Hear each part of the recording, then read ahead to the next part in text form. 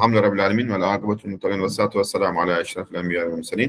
Sallu ala rasulina Muhammad. Allahumma salli ala sayyidina wa nabiyyina Muhammad. Alhamdulillah, kita syukur kepada Allah Subhanahu wa taala.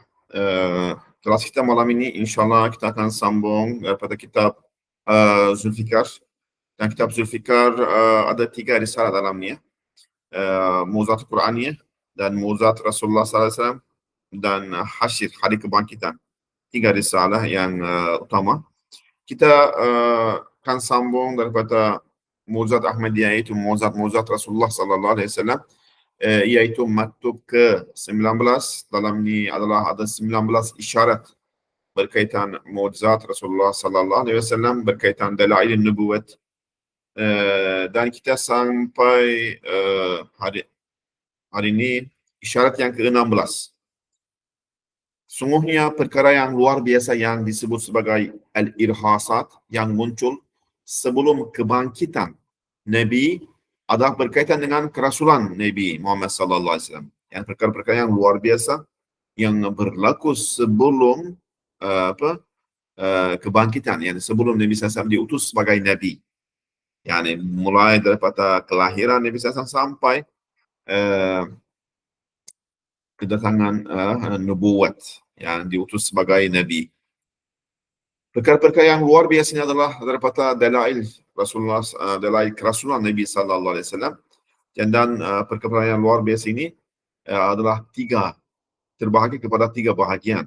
Dalam Ustaz bahagian 3 bahagian di sini. Yang bahagian pertama, kitab-kitab yang dahulu, Taurat, Zabur, Injil dan Suhuf, yang mereka bagi tahu tentang kerasulan, kedatangan Nabi sallallahu alaihi wasallam. Dan bahagian yang lain diceritakan berkaitan para kahin atau para sebahagian ulama yang sebelum Nabi sallallahu alaihi wasallam diutus, mereka bagi tahu kedatangan dan nubuat Rasulullah sallallahu alaihi wasallam. Bahagian yang pertama, pemberitahuan Taurat, Injil, Zabur dan Suhuf dan para nabi yang sebelum Nabi sallallahu alaihi wasallam sekitar kenabian Muhammad sallallahu alaihi wasallam dikategorikan sebagai irhasat, dan bahagiannya adalah mu'tamad dan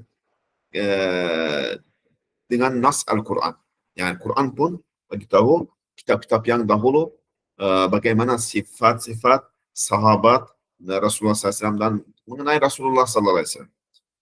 Jadi maknanya kitab-kitab itu adalah kitab samawi, dan kerana para pemilik kitab-kitab tersebut adalah Nabi, maka tidak syak bahawa adalah wajib dan pasti untuk kitab-kitab itu berbicara mengenai seorang, yaitu Rasulullah SAW, yang memansuh agama mereka dan mengubah bentuk alam semesta dan menyinari separuh bola bumi dengan nur yang datang bersamanya. Jadi kita akan melihat di sini ada oleh itu kita dengan peranan kita akan di sini membuktikan wujudnya pengesahan daripada kitab-kitab itu dengan 3 hujah yang qat'i. Hujah yang pertama, sungguhnya Rasulullah sallallahu alaihi wasallam berkata kepada mereka dengan lidah Al-Quran, kepada para pengikut agama Yahud, Kristian dan lain-lain itu, bagi tahu kepada mereka dengan bahasa Al-Quran, dengan lidah Al-Quran, sungguhnya di dalam kitab-kitab kamu memang terdapat pengesahan terhadapku dan sifat-sifatku, dan sungguhnya kitab-kitab kamu memang mengesahkan dalam perkara-perkara yang aku jelaskan. Jadi walaupun Rasulullah sallallahu alaihi wasallam mencabar mereka dan memukul di atas kepala-kepala mereka dengan ayat-ayat seperti berikut, astagfirullah, qul fa'tu bit-taurat fatluha in kuntum sadiqin. Dan katakanlah, wahai Muhammad, jika ada makanan yang diharamkan kepada kamu, wahai Bani Israel, sebelum kitab Taurat diturunkan, maka bawalah kamu kitab Taurat itu, kemudian bacalah akan dia, jika betul kamu orang-orang yang benar. Dan walaupun Al-Quran mencabar, tapi mereka tidak lawan dengan Al-Quran. Memang mereka bukannya kata itu adalah dusta. Faqul ta'alu, kata Al-Quran, ta'alu nad'u abna'ana wa abna'akum wa nisa'ana wa nisa'akum wa anfusana wa anfusakum thumma nabtahil fanaj'alallahu fanaj'al lanat Allah 'alal kazibin. Yani memanggil mereka untuk mela'anahkan.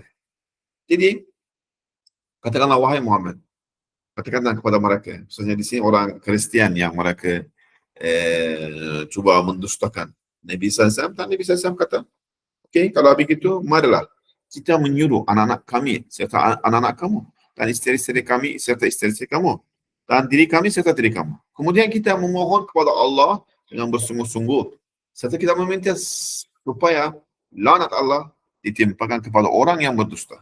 Kalau kamu kata saya ada orang dusta, kita buat mula'anah. Dan siapa yang mendusta, kan siapa yang bohong, jadi laknat Allah SWT akan turun atas mereka. Jadi mereka memang nampak keseriusan Nabi SAW dan mereka takut tidak datang dan tidak mereka membawa keluarga mereka untuk cabaran Rasulullah SAW ini. Jadi tidak seorang pun daripada kalangan ulama Yahud dan para pendeta Kristian dapat menampilkan satu kesalahan pun daripada Rasulullah SAW. Kalau mereka dapat kesalahan Nabi SAW, pastilah kesalahan itu akan diumumkan di setiap tempat.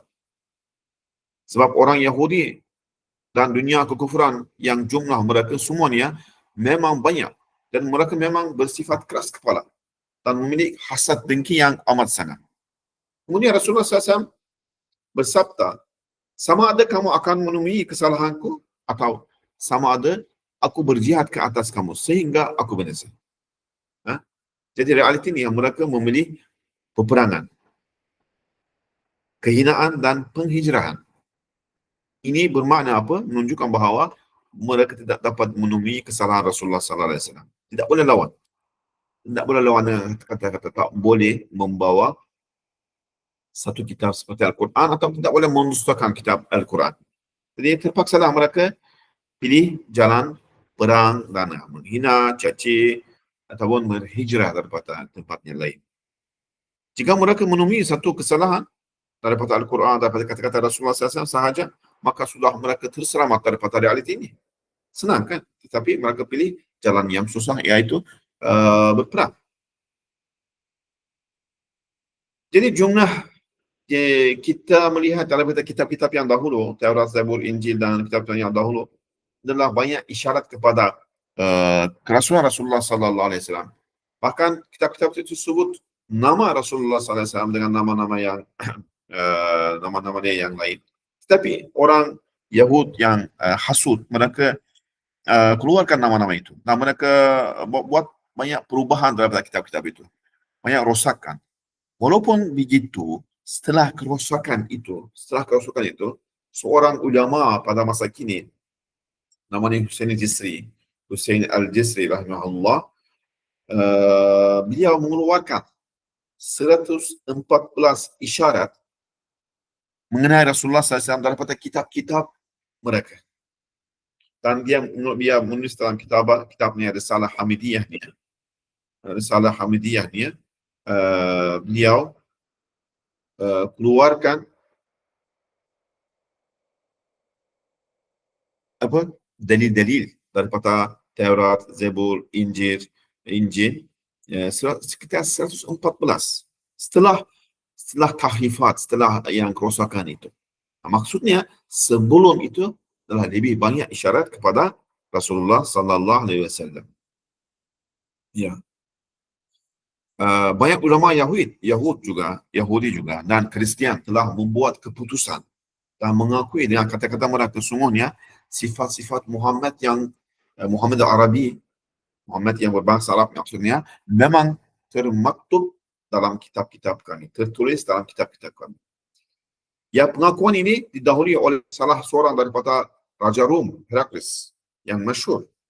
Dan beliau bukan beragama Islam. Heraklius telah mengaku, ya sungguhnya Isa AS telah memberitahu mengenai Muhammad sallallahu alaihi wasallam. Dia mengakui Islam, tapi dia takut menzahirkan sebab pengikutnya akan membunuh dia. Ya. Yang kita melihat ulama-ulama Yahud, antaranya Abdullah bin Salam, seorang alim yang besar, dan beliau mengakui bahawa kami melihat tanda-tanda kerasulan Muhammad sallallahu alaihi wasallam dalam kitab Taurat. Dan setelah dia masuk Islam, walaupun orang Yahud sangat membesar-besarkan, sangat percaya, yakin kepada dia, mengakui kebesaran sebagai ulama Yahud, setelah dia masuk Islam, mereka mula menghina Abdullah bin Salam. Kamu orang ini orang yang paling jahat antara kami. Ayah kamu pun sama, keluarga kamu semacam itu. Mereka caci kepada dia. Mereka memang hasudun, dengki yang benci kepada Islam dan orang Islam. Pada satu hari, Al-Arif Billah Ibn Haiban telah bertemu di puak Bani An-Nadir, orang Yahudi sebelum keutusan Nabi sallallahu alaihi wasallam, lalu berkata kepada mereka, kemunculan seorang Nabi telah dekat. Ini adalah tempat hijrahnya. Madinah ini, Yasrib ini adalah tempat hijrahnya. Lalu Ibn Haiban lepas itu meninggal di sana. Ketika kabilah ini memerangi dengan Rasulullah sallallahu alaihi wasallam, muncul ada seorang namanya Asid dan Salabah. Mereka berdua menyuruh kepada kabilah ini, kabilah Nadir, dengan suara yang tinggi, dan mereka kata, wallahi huwallazi ahida ilaikum fihi Ibn al-Haiban. Demi Allah, ini orang inilah yang dijanjikan oleh Ibn Haiban. Ibn Haiban yang bagi tahu kamu, orang inilah Nabi ini yang akan datang ini. Janganlah kamu memerangi dengan dia. Namun mereka tidak mahu mendengar kata-kata mereka berdua. Akibatnya mereka ditimpakan musibah. Ya, orang Yahudi begitu. Kalau Nabi Musa AS bangun sekarang dan beliau suruh mereka percaya kepada Muhammad sallallahu alaihi wasallam, masuk agama Islam, mereka tak percaya dia. Begitu mereka benci dan membuat permusuhan kepada orang Islam. Seorang rahib Bahira atau rahib Buhaira, kita kenal, seorang rahib yang masyhur daripada golongan ulama Kristian yang telah disebut terdahulu. Beliau yang memanggil orang Quraisy demi mencari Rasulullah sallallahu alaihi wasallam ketika mereka bermusafir untuk niaga kan, dagangan, hijrah, tijarat bersama, maksudnya Nabi SAW bersama Pak Ciknya ke Abu Talib kan. So mereka pergi ke Syam. Ketika Nabi SAW masa itu umurnya 12 tahun.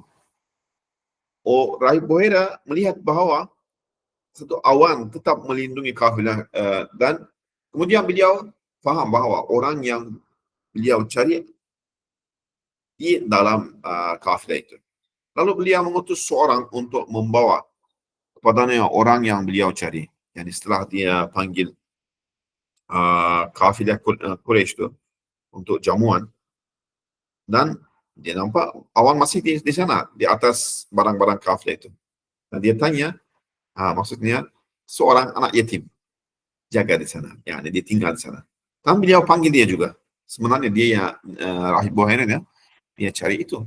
Kemudian Bahira berkata kepada Abu Talib, baliklah bersama yani Muhammad ini, Rasulullah SAW, ke Makkah. Soalnya orang Yahudi yang dengki akan membuat tipu daya dan ke atasnya. Mereka akan kenal dia. Kalau nampak seperti yang saya nampak, mereka nampak tanda-tanda itu, dan mereka kenal dia, mereka akan buat kejahatan. Mereka cuba membunuh dia. Sungguhnya sifat-sifat disebut di dalam kitab Taurat, dan mereka akan melakukan kejahatan atasnya. Ya. Ada seorang kita kenali, Salman Farisi, juga adalah seorang penganut agama Kristian atau semula-mula Majusi kan, ayahnya Majusi, dan beliau masuk cari hakikat kebenaran, masuk agama Kristian, dan cari-cari lagi hakikat. Akhir sekali hijrah ke Yathrib, Madinah. Dan masa Nabi SAW sampai ke Madinah, yang ceritanya panjang, Dia masuk Islam dan dibebaskan daripada kehambaan itu. Dan akhir sekali jadi daripada Ahlul Bait. Kan? Nabi SAW sabda, Salman minna min Ahlul Bait. Dan rezeki Allah SWT kurniakan kepada Salman Farisi. Begitu juga seorang alim yang mulia bernama Tamim dan Raja Habsyah, An-Najashi yang masyhur. Jadi kaum Kristian Habsyah dan pendeta-pendeta Najran, mereka semua memberitahu dengan sepakat sambil berkata, kami telah menemui sifat-sifat kenabian dalam kitab-kitab kami. Lalu kami beriman, mereka kata. Di sini, hujah yang ketiga, Ustaz sebut, kami akan menyebut beberapa contoh berupa ayat daripada kitab-kitab Taurat, Injil dan Zabur berkaitan dengan Rasulullah sallallahu alaihi wasallam. Ayat yang pertama daripada terdapat satu ayat di dalam kitab Zabur. Allahumma ba'ath lana muqimas sunnah ba'da al-fatrah. Iaitu maksudnya apa? Ya Allah, bangkitkanlah bagi kami seorang yang mendirikan sunnat, iaitu syariat Allah Subhanahu wa taala selepas beberapa ketiga. Dan seorang yang mendirikan sunnat atau memuqimas sunnah adalah antara nama Ahmad sallallahu alaihi wasallam. Ya. Ayat yang satu ayat daripada kitab Injil, inni atlubu min rabbi paraqlit yakunu ma'akum ila labad. Aku meminta daripada Tuhanku Faraklit untuk bersama kamu selama-lamanya. Iaitu, aku meminta daripada Tuhanku seorang Nabi yang membezakan antara hak dan batin supaya dia bersama kamu sehingga selama-lamanya. Faraklit yang di sini adalah nama Nabi sallallahu alaihi wasallam dalam kitab-kitab tersebut. Yang bermakna yang membezakan hak dan batil. Ya, Faraklit. Dan satu ayat dalam Taurat sebut begitu, innallaha qala li Ibrahim inna hajara talidu wa yakunu min waladiha man yaduhu fawqa al-jami' wa yadul jami' mabsutatun ilayhi bil khushu'. Yang sungguhnya Allah berfirman kepada Ibrahim, sungguhnya Hajar melahirkan Nabi, yaitu Ismail, dan akan keluar seorang daripada keturunan dia, yaitu Rasulullah sallallahu alaihi wasallam, daripada anaknya Nabi Ismail, yang tangannya berada di atas semua dan tangan semua akan dihulurkan kepadanya dengan khusyuk dan taat dan bai'ah yang kepada dia. Dan ayat-ayat ini yang saya pilih sebenarnya ayat banyak dalam kitab-kitab itu. Satu ayat dalam kitab Taurat, qala Musa Rabbi inni ajidu fit Taurat ummatan hum khairu ummah ukhrijat lin-nas ya'muruna bil ma'ruf wa yanhauna 'anil munkar wa yu'minuna billah. Qala kata Musa alaihi salam, faj'alhum ummati. Qala Allah, qala tilka ummatu Muhammad. Musa SAW berkata, wahai Tuhanku, sungguhnya aku menemui dalam kitab Taurat satu umat yang merupakan umat yang terbaik dikeluarkan untuk manusia. Jadi mereka menyuruh kepada kebaikan, melarang daripada kejahatan dan beriman kepada Allah. Musa SAW kata, doa yang di sini, maka jadikanlah mereka sebagai umatku. Allah SWT berfirman, itu adalah umat Muhammad. Ya? Dalam Quran pun sebut ayat yang berkaitan ini kan. Yani ummatun yani khairu ummah yani. Ukhrijat lin-nas an ya'muruna bil ma'ruf wa yanhauna 'anil munkar.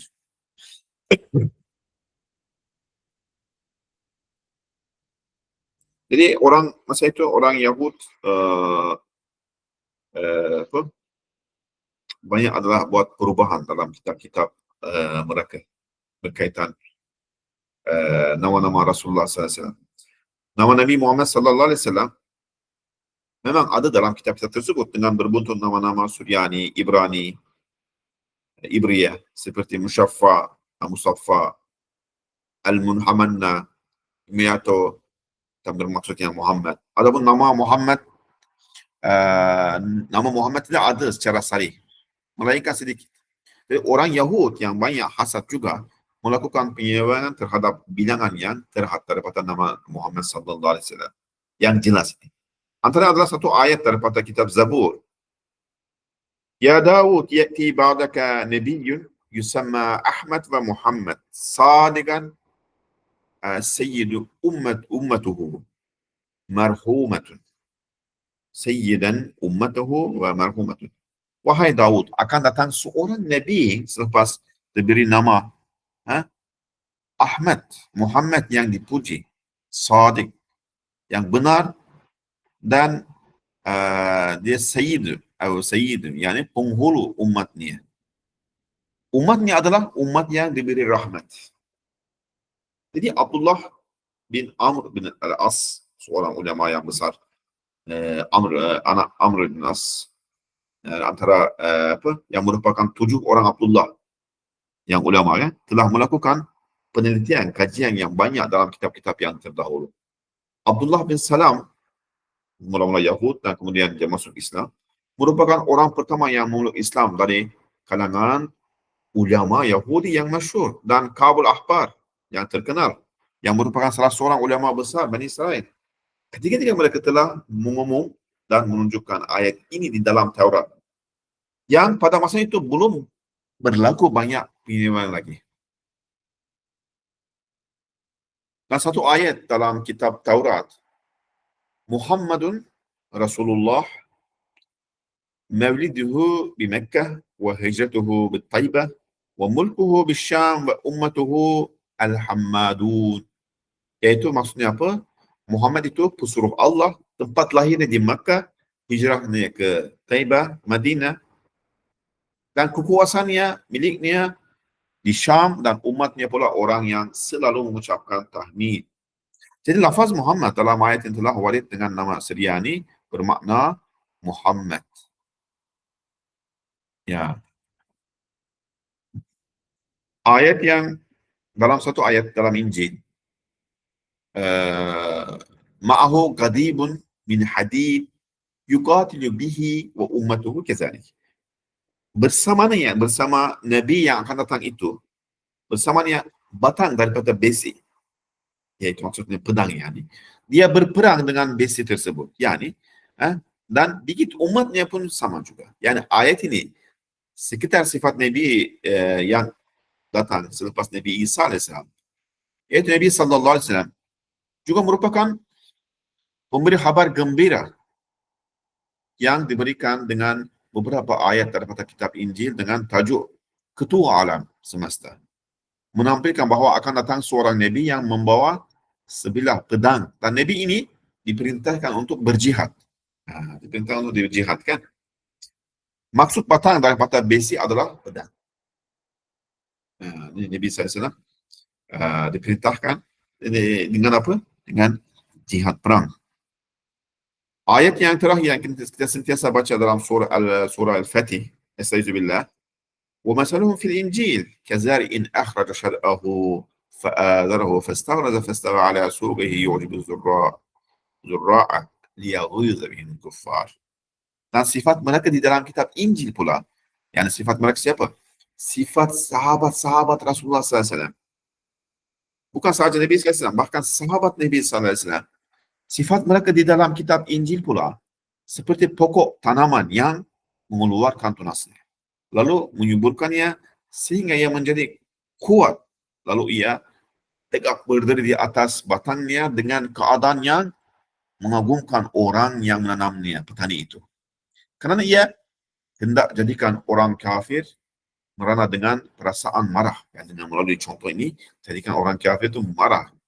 Ya, bagi tashbih, yani penyamaan ini menggambarkan sahabat dan umat Rasulullah SAW seperti tanaman ataupun seperti macam gandum atau padi ke, masa tegak yang berisi. Jadi masa orang petani nampak tu tanaman itu bergoyang-goyang, kan? Jadi seronok.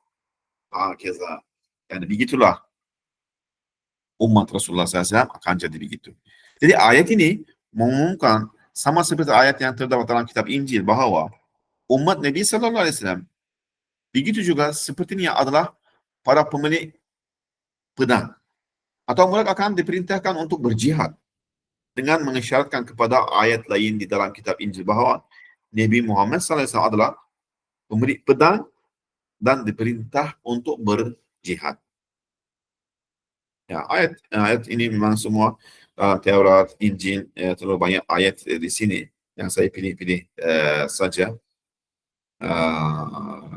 Ayat yang ke-30 bab ke-14 kitab Injil Yohanna yang diterjemah ke dalam bahasa Turki juga. Kata dalam ayat ini, "Walan atakallamu ma'akum ba'da hadza katsira, lianna رئيس هذا العالم يأتي وليس عندي وليس في أبدا شيء مما عنده هو." Dalam ayat dalam Injil kata, "Aku tidak akan bercakap banyak dengan kamu selepas ini kerana ketua dunia yang akan datang. Dan aku tidak mempunyai dan tiada dalam diriku sesuatu daripada yang ada di sisi Nabi itu." Sisi dia. Jadi ungkapan ketua dunia dalam ayat Injil ini bermaksud kebanggaan dunia. Iftikhar, maftakhir dunia. Dan gelaran kebanggaan dunia adalah gelaran yang paling terkenal kepada Muhammad sallallahu alaihi wasallam yang al-Arabi al-bahasa Arab. Fakhri alam, kan kita panggil fakhri alam, yani alam yang berbangga dengannya sallallahu alaihi wasallam. Ya, ayat-ayat yang ada banyak lagi dalam Injil, Taurat. Jadi begitulah juga dalam kitab-kitab para nabi sallallahu alaihi wasallam, Nabi alaihi salam yang sebelum ini terdapat nama-nama bagi Rasulullah sallallahu alaihi wasallam dengan bahasa Syriani, Ibrani dengan makna Muhammad, Ahmad, Mukhtar. Sama juga dalam suhuf-suhuf yang Sayyidina Shu'aib alaihissalam namanya adalah Mushaffa dengan makna Muhammad. Dan dalam kitab Taurat nama Rasulullah sallallahu alaihi wasallam adalah Al-Munhamanna, juga bermakna Muhammad, dan Himyato bermakna Nabi bagi Masjidil Haram. Dalam dan dalam kitab Zabur nama Rasulullah sallallahu alaihi wasallam adalah Al-Mukhtar, bermakna yang terpilih. Begitu juga kitab-kitab Taurat, Al-Hatamul Hatam. Dan kitab Taurat dan Zabur, Muqimus Sunnah, bermakna yang mendirikan sunnah dalam suhuf Ibrahim. Dan kitab Taurat Mazmaz, seperti itu dalam kitab Taurat Ahyat. Sungguhnya Rasulullah sallallahu alaihi wasallam telah bersabda dalam satu hadisnya yang lain, "Ismi fil Quran Muhammad wa fil Injil Ahmad wa fil Taurat Ahyat." Namaku dalam Al-Quran adalah Muhammad, dalam kitab Injil adalah Ahmad, dan dalam kitab Taurat adalah Ahyat, sabda Nabi SAW. Sama juga dalam Injil antara nama Nabi SAW, pemilik batang, dan Katibun Hadid yang maksudnya, dan batang besi dan batang kayu, atau pemilik pedang dan tongkat. Jadi sungguhnya Nabi yang paling agung di antara para Nabi yang pemilik pedang dan diperintahkan dengan jihad, yang mana Nabi itu dan umatnya diperintah jihad. Jadi Nabi itu adalah Rasulullah sallallahu alaihi wasallam. Di dalam kitab Injil juga beliau adalah sahibut taj, yakni mahkota, pemilik mahkota. Mahkota yang maksudnya adalah serban. Yang sahabatnya yang umatnya juga pakai serban. Nabi Isa AS dalam satu ayat dalam Injil kata begini, ayat ini dalam Injil begitu, "Sa'azhabu kay yaji'a ra'isul alam." Saya akan pergi agar ketua alam datang. Jadi Ustaz kata di sini, Ustaz Nursi, aku tertanya-tanya, siapakah yang datang selepas Nabi Isa AS dan memimpin alam, memisah dan membezakan antara hak dan batil, dan membimbing manusia seperti Nabi Isa AS kalau bukan Rasulullah SAW. Maksudnya dengan makna bahawa Sayyidina Isa AS secara berterusan memberi kabar gembira dan memberitahu kepada umatnya bahawa akan datang seorang Rasul lelaki dan tidak akan ada hajat kepada aku lain. Aku hanyalah mukaddimah, pendahuluan baginya dan memberi kabar gembira, mubashir mengenainya. Sebagaimana ayat dalam surah As-Saff, wa iz qala Isa ibn Maryam ya bani Israel inni rasulullah ilaikum musaddiqan lima baina yadayya min at-taurat wa mubashiran bi rasulin ya'ti min ba'di ismuhu Ahmad. Dan ketika Nabi Isa bin Maryam berkata, wahai Bani Israel, sungguhnya aku ini pesuruh Allah kepada kamu. Ha? Dan mengesahkan kebenaran kitab yang diturunkan sebelumku, yaitu kitab Taurat, dan memberikan berita gembira dengan seorang Rasul yang akan datang kemudian daripada aku bernama Ahmad. Ya, wa iz qala Isa bin Maryam ya Bani Israel inni Rasulullah ilaikum musaddiqan lima baini yadayya min Taurat wa mubashiran bi rasulin ya'ti min ba'd ismuhu Ahmad. Ya. Jadi ayat ini mengatakan bahawa Sayyidina Isa AS memberi khabar gembira kepada umatnya dalam kitab Injil beberapa kali bahawa penghulu agung bagi manusia akan datang dan menyebutnya dengan beberapa nama-namanya, dan nama-nama ini tidak syait lagi adalah dalam bahasa Syriani dan Ibrani sebagaimana pendapat ahli tahqiq. Dan sungguhnya nama-nama tersebut bermaksud Ahmad, Muhammad dan pemisah antara hak dan batil, Faraklit. Oleh itu, sungguhnya Sayyidina Isa AS telah memberi khabar gembira tentang Ahmad banyak sekali. Jadi kenapa Nabi Isa AS lebih banyak bagi khabar gembira tentang kedatangan Rasulullah SAW? Ini soalan. Ya. Jawapannya Ustaz bagi begini. Ia adalah kerana Ahmad sallallahu alaihi wasallam, yani Muhammad sallallahu alaihi wasallam telah menyelamatkan Nabi Isa alaihi wasallam daripada pembohongan Yahudi yang menakjubkan, lagi dahsyat, dan daripada juga menyelamatkan daripada tuduhan mereka yang kejam. Dia menyelamatkan Isa alaihi wasallam daripada apa? Daripada tuduhan orang Yahudi yang kejam. Dan Rasulullah sallallahu alaihi wasallam juga telah menyelamatkan agamanya, agama Kristian juga, daripada penyelewengan yang dahsyat. Dari sudut lain pula, Nabi Isa AS mempunyai syariat yang tinggi, mudah dan universal yang melengkapkan kekurangan syariat yang dibawa oleh Sayyidina Isa dari sudut hukum, iaitu syariat yang susah bagi Bani Israel yang memang tidak mengakui kenabian Nabi Isa AS.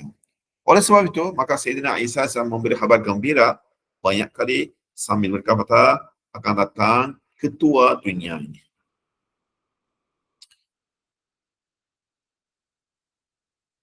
Aku tertanya-tanya, siapakah Nabi yang terakhir yang bahas oleh dan diutus oleh semua kitab-kitab para Nabi dengan ayat-ayat yang berulang-ulang yang begitu penting selain Nabi Muhammad sallallahu alaihi wasallam.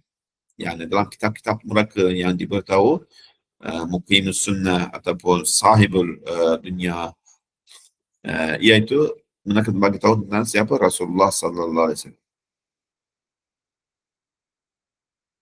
Dan bahagian kedua yang kita boleh melihat malam ini daripada irhasat dan tanda-tanda kenabian dalam ilmu nubuat, iaitu para kahin dan sebahagian daripada manusia al-arif billah yang mereka adalah para wali Allah sedikit sebanyak, dan mereka yang hidup pada zaman itu dalam fasa kita panggil fatrah antara Isa AS dan Rasulullah SAW, fatrah ya, zaman di mana tidak diutuskan para Nabi. Dan sebelum keutusan Nabi Muhammad sallallahu alaihi wasallam, para kahin itu dan ulama sebagai ulama beritahu tentang kedatangan Rasulullah SAW. Mereka telah memberitahu mengenai kedatangan Rasulullah sallallahu alaihi wasallam ini. Contohnya antara mereka seorang raja yang bernama Tubbaq, iaitu salah seorang raja Yaman, telah melihat sifat-sifat mulia Nabi sallallahu alaihi wasallam dalam kitab-kitab lama dan percaya kepada Nabi sallallahu alaihi wasallam dan mengumumkan dalam syairnya berikut, syahidtu ala Ahmad annahu rasulun min Allah bari an-nasam. Falau muttu umri ila umrihi lakuntu waziran lahu wa ibn am. Aku bersaksi bahawa Ahmad adalah utusan daripada Allah. Jika dipanjangkan umurku hingga ke umurnya, pasti aku akan menjadi menteri bagi dia. Iaitu maksud Sayyidina Ali radhiyallahu anhu.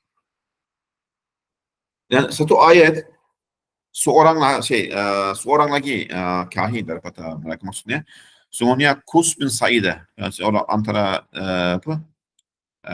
kahin dan masa itu ulama yang mereka panggil alim. Kus bin Saidah yang masyhur, yang merupakan seorang pemidata bangsa Arab yang paling masyhur dan penting. Begitulah beliau adalah seorang lelaki yang mengesahkan Allah, yang bersinar kesedarannya telah mengumumkan kerasulan Nabi Muhammad sallallahu alaihi wasallam, keutusan kenabian, dengan syairnya. Dia kata apa?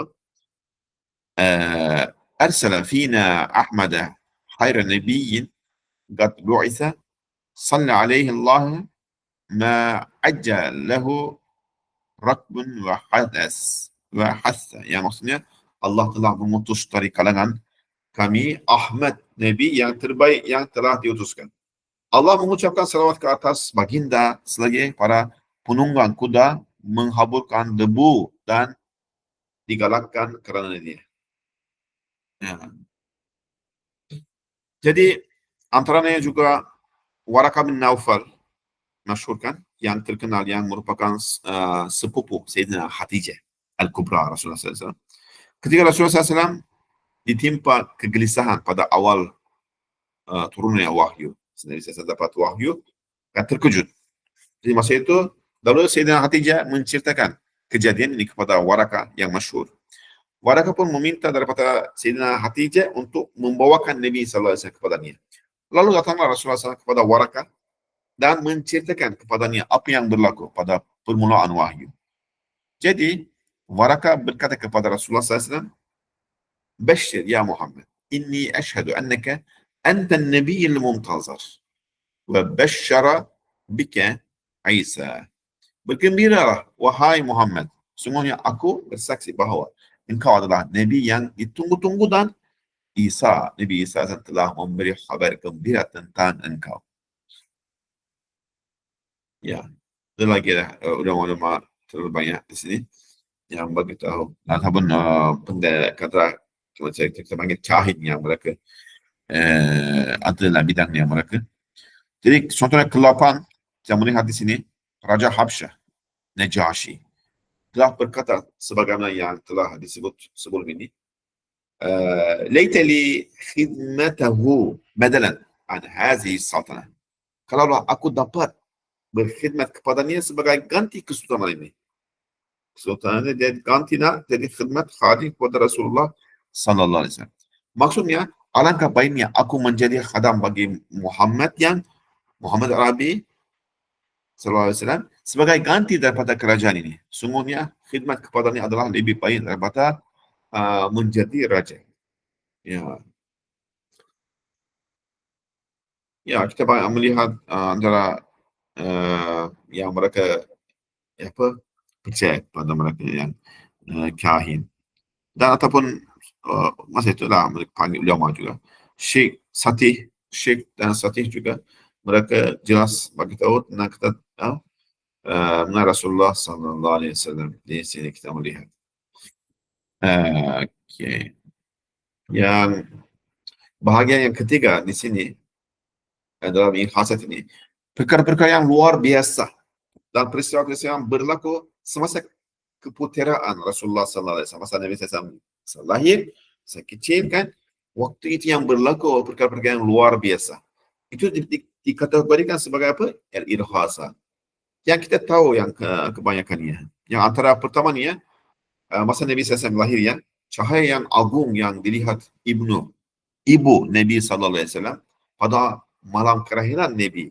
Dan orang yang bersama dengannya seperti ibu Usman bin Al-As dan ibu Abdurrahman bin Auf. Mereka bertiga berkata, kami telah melihat nur ketika keputeraan Nabi SAW sehingga menerangi bagi kami apa yang ada di antara timur dan barat. Yang keduanya, jatuhnya hampir semua berhala dalam Kaabah pada malam itu, kelahiran Nabi SAW. Dan bergoncangnya dan terbelahnya istana Iwan Kisra yang masyhur, dan runtuhnya 14 anjung milik Kisra yang masyhur kepada malam itu. Hakeza juga tasik sawah yang disucikan dan terpadamnya api yang sentiasa menyala tanpa sekalipun terpadam sejak 1000 tahun. Sejak 1000 tahun mereka menyala, orang Majusi itu. Kan ayah Salman Farisi mula-mula Majusi yang dia sentiasa jaga ma'bad dan menyala api itu. Pada malam itu tiba-tiba api itu terpadam. Jadi ketiga atau 4 peristiwa ini adalah satu isyarat bahawa zat yang baru lahir ini akan menghapuskan penyembah api, memusnahkan siapa? Memusnahkan istana Kesultanan Farsi dan akan menghalang pensucian benda-benda yang tidak Allah izinkan. Jadi kelima di sini kita melihat peristiwa gajah yang diterangkan dengan nas kati dalam surah.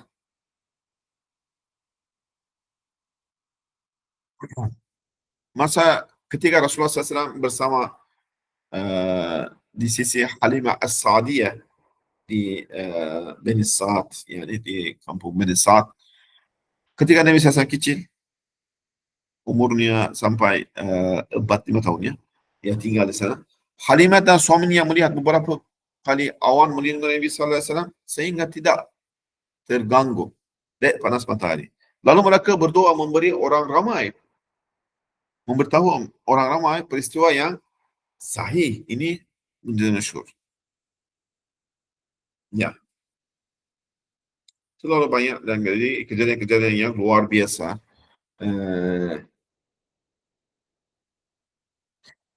Tasik sawah contohnya yang kering di masa itu, Farsi juga.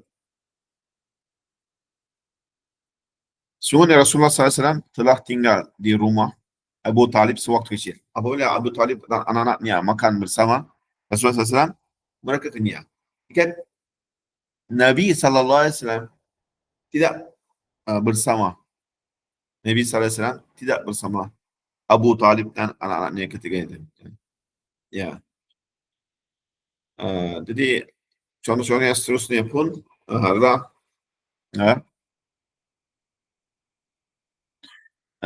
berkat Halimah Sa'diyah dan berlaku mujizat yang berlaku pada masa itu. Okay, subhanaka la ilma lana illa ma 'allamtana innaka antal alimul hakim wa da'wahum alhamdulillahi rabbil alamin.